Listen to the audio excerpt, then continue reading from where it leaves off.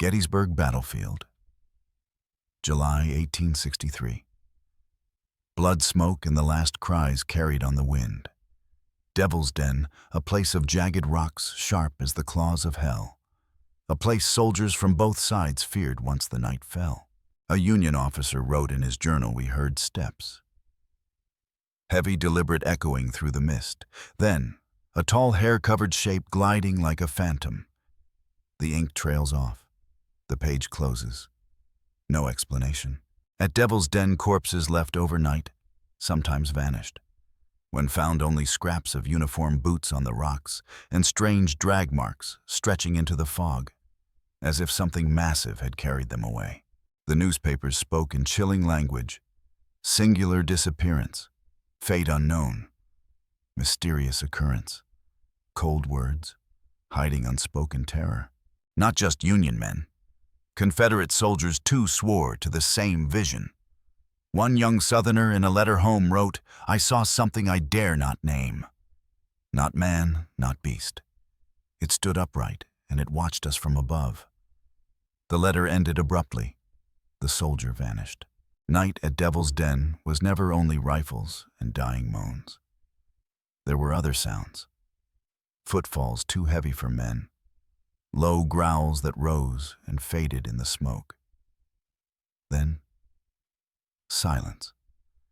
A silence so thick survivors swore it was alive, as though unseen eyes studied them through the haze. Even now, visitors claim they feel a presence here. Some capture blurred photographs, a towering figure shrouded in shadow.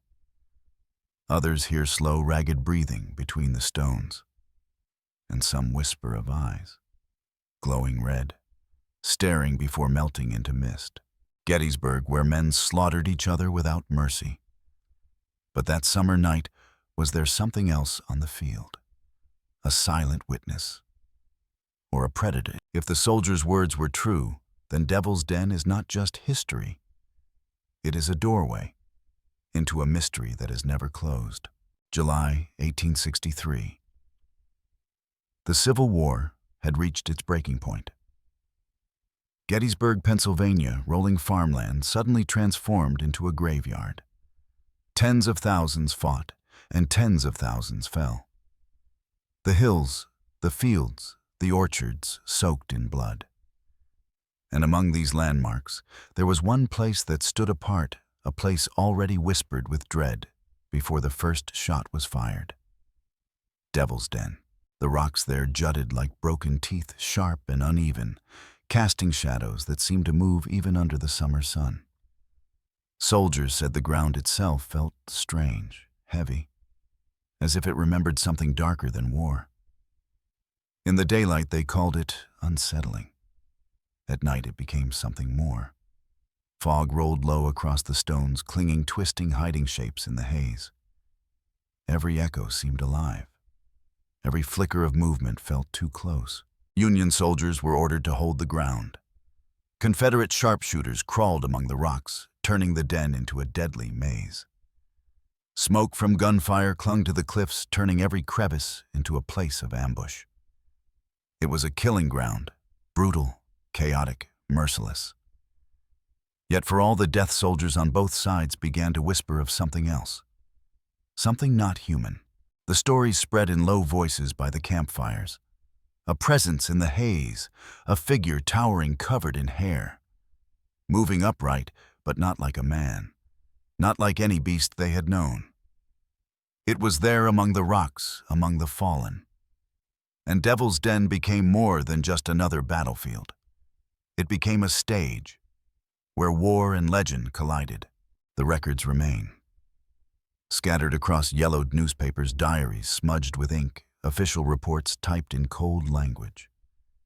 Yet all of them point to the same strange shadow at Gettysburg. In the aftermath of the battle, some soldiers were listed simply as missing. Not killed, not captured, just gone. The reports used words that chill even today: singular disappearance, fate unknown. Cases too strange to file under ordinary loss. A Union officer stationed near Devil's Den wrote that he heard steps moving through the night, heavy, deliberate, nothing like the tread of boots on stone. He described a dark form taller than any man crossing through the fog. The entry ends without conclusion, just an unfinished line trailing into silence. Another account surfaced in the Philadelphia Press, July of 1863. It described unusual drag marks found among the rocks. Soldiers believed them to be evidence of wounded men carried away. Yet no bodies were ever recovered. The article closed with the phrase, "A mysterious occurrence unexplained by reason or science." The wording itself was unusual. Newspapers of the day rarely leaned into the fantastic, yet here it was printed as fact. Confederate records, too, carried the same undertone.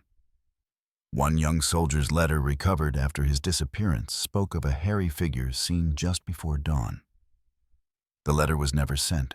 The writer vanished in the fighting, and only the crumpled page was found in his kit. His name was added to the lists, another fate unknown. Even military correspondences hinted at unease. A Union captain noted in his casualty report that the loss at Devil's Den cannot be fully accounted for. In the margin of his ledger, a faint pencil mark remained. Not human. No one knows why it was written, or why it was never struck out. What remains is not a single tale, but a pattern. Newspapers, diaries, official logs. Each carries the same thread of soldiers vanishing without trace of footsteps that could not be explained, of shadows that did not belong to men. The words may be restrained, clinical, even detached.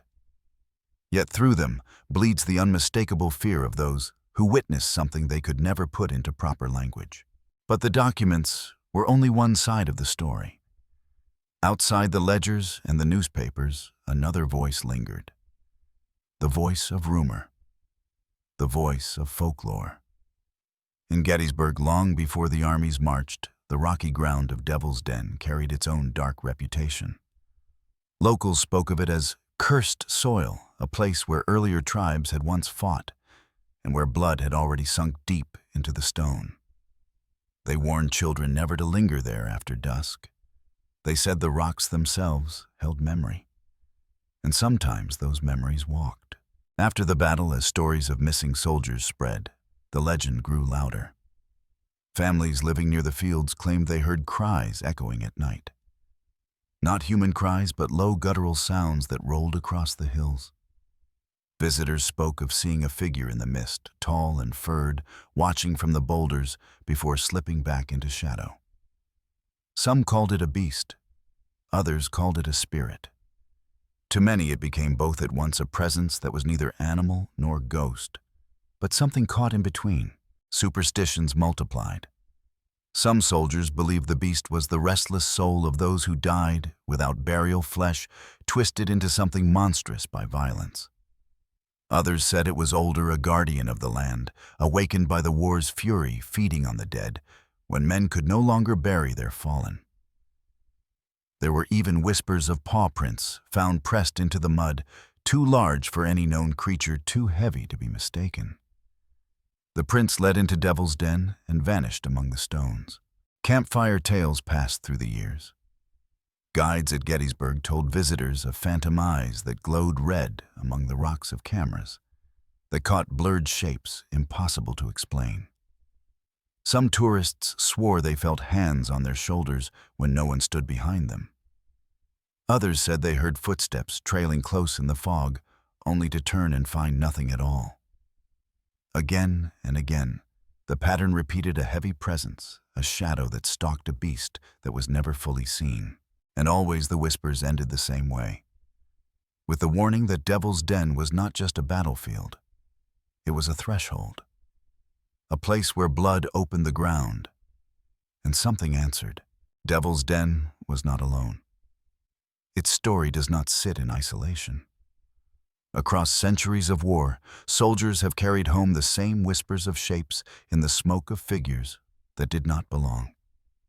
Again and again, on battlefields drenched in blood, the same motif emerges, as if conflict itself calls something out of the shadows.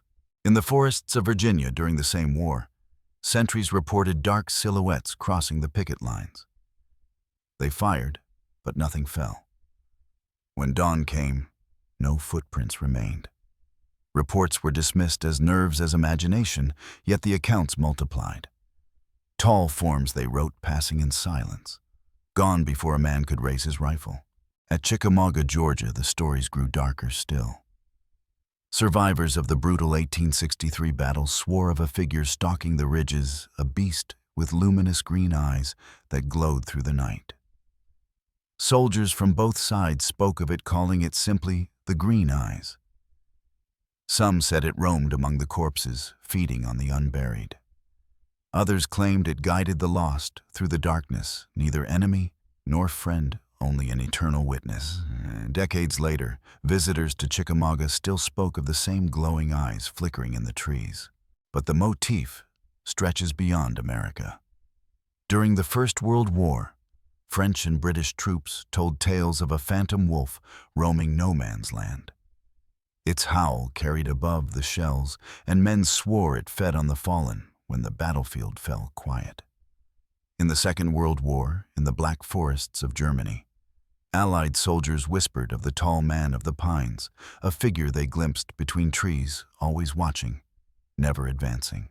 And further still, in the jungles of Vietnam, men returned with stories of shadowy ape-like creatures, half human, half beast, that stalked patrols at night. They gave them names: rock apes, jungle men, ghost apes, dismissing them as stress or legend. Yet the stories repeat from platoon to platoon, too consistent to vanish into rumor alone. Across continents, across generations, the same rhythm of fear repeats. Different names, different shapes. The beast of Devil's Den, the Green Eyes of Chickamauga, the phantom wolf of France, the tall man of the pines, the rock apes of the jungle. What ties them together is not geography, not language, but war itself. Some historians explain them away as madness born of exhaustion. Hallucinations fueled by fear, by grief, by the unbearable sight of mass death. Others argue the folklore grows later, shaped by campfire tales, a way for men to give form to the unspeakable. Yet the testimonies remain.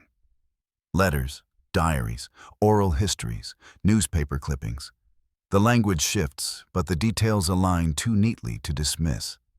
Always the battlefield, always the blood, always the figure that walks in the mist when the fighting is done. It is as though violence rips the earth open, and through the wound, something else emerges. Something timeless. Something bound not to one place, but to war itself. The question is no longer why Devil's Den harbored a beast, but why battlefields everywhere seem to give rise to the same shadow. Perhaps the beast was never just Gettysburg's.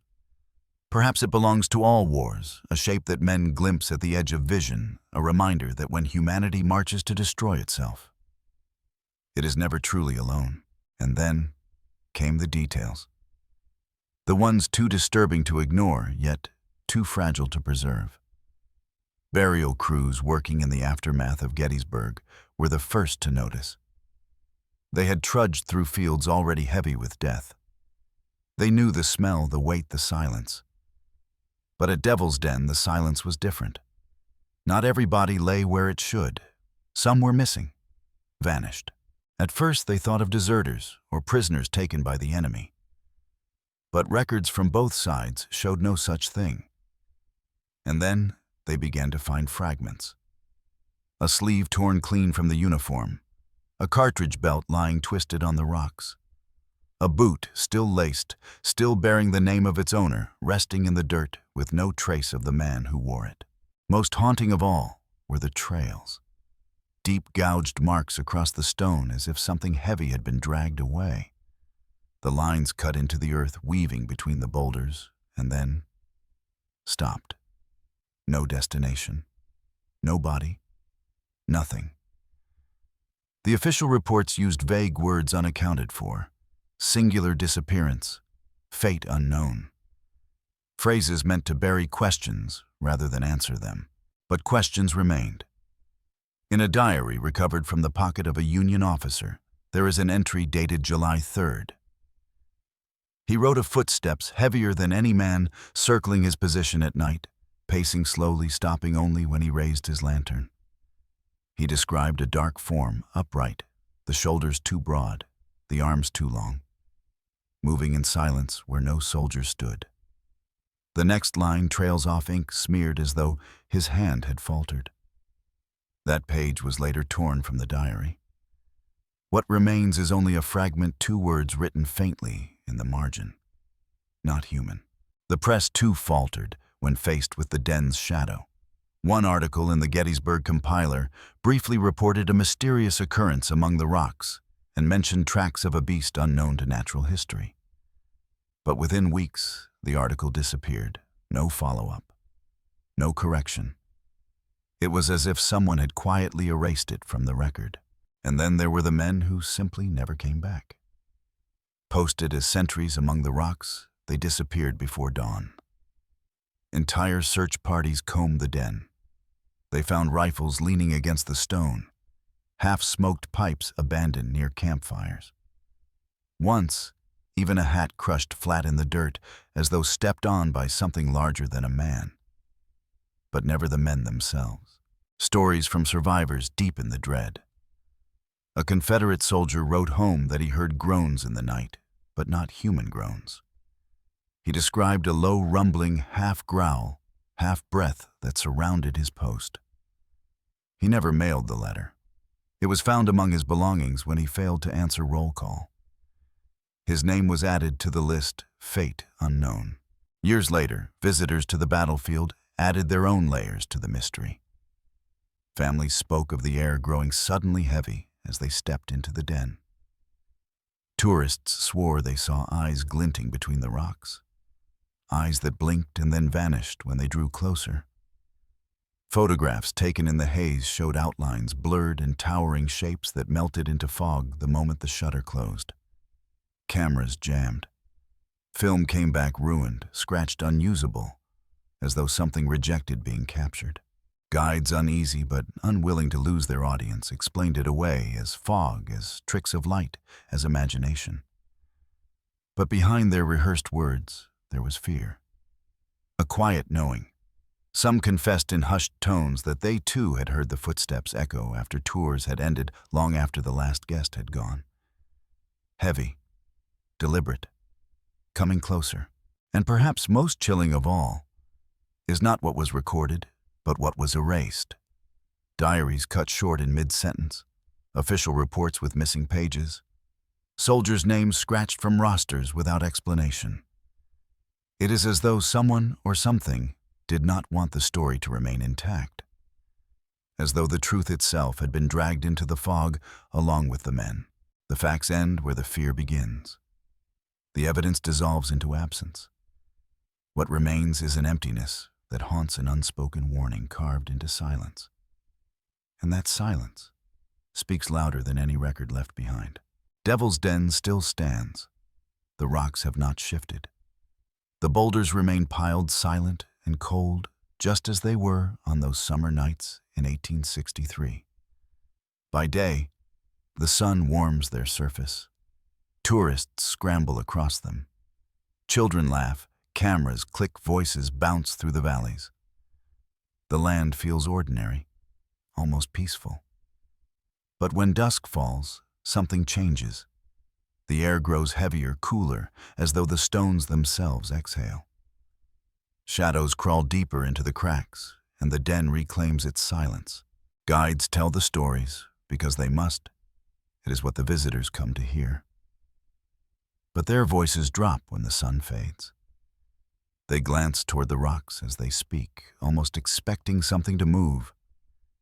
Visitors walk more quickly, eyes fixed on the ground, avoiding the black gaps between the boulders. Some leave before the tour is finished. Few linger after nightfall. Even now reports surface. Couples wandering after hours swear they hear footsteps, not echoes of their own, but something heavier, slower pacing, just beyond sight. A lone photographer once claimed he felt a hand press against his shoulder while framing a shot, though no one stood near him. Families return home with ruined rolls of film, blurred frames, Strange shadows burned into the negatives. And there are those who say they have seen a figure standing on the crest of the rocks, tall and broad, dark against the sky, unmoving, watching. When they draw closer, it dissolves into fog. Skeptics insist these are tricks. Tricks of light, tricks of nerves, tricks of memory. They say the mind invents what it fears. They remind us that battlefields are heavy places, soaked in trauma, and that human imagination fills the silence with ghosts. But what if it is not only imagination? Soldiers wrote their testimonies in diaries never meant for the public. Newspapers printed words they could not explain. Burial crews filed reports that remain incomplete, vague, but undeniably troubled. And for over a century, the same stories have repeated, whispered in low voices, refusing to die. Perhaps the beast is nothing more than fear given shape, a phantom cast by exhaustion, smoke, and grief. Perhaps. But perhaps it is something older. Something that belongs not to one battle, not even to one war, but to war itself. A shadow that appears wherever blood soaks the earth. A presence drawn to the clash of men, to the silence that follows, to the dead who lie unburied. Devil's Den may only be one doorway. Chickamauga, Virginia, Verdun, the Ardennes. The jungles of Vietnam all carry their own whispers of figures that should not exist. Different names, different shapes, yet always the same fear, always the same question. Why do these shadows walk when men fall? And so the legend remains. The den is no longer only a place of stone and memory. It has become a threshold, a stage where history and myth overlap, where the living walk beside the dead, and where something else, unnamed, unmeasured, lingers in the mist. When you stand among those rocks today, you may hear nothing. You may see nothing. You may climb, laugh, take your photographs, and walk away untouched. But then again, you may not. You may feel the sudden weight of silence pressing on your chest. You may hear the slow, deliberate steps on stone that do not match your own. You may glimpse, just for a heartbeat, the outline of something too tall, too broad, too strange to be human. And if you do, you will understand what soldiers on both sides swore they saw that summer. You will understand why words like singular disappearance and fate unknown are carved into the record. You will understand why Devil's Den even now remains a place of unease. Perhaps it is only history. Perhaps it is only legend. Or perhaps it is the truth. Because the real question is not whether the beast of Gettysburg was ever there. It is whether it ever left.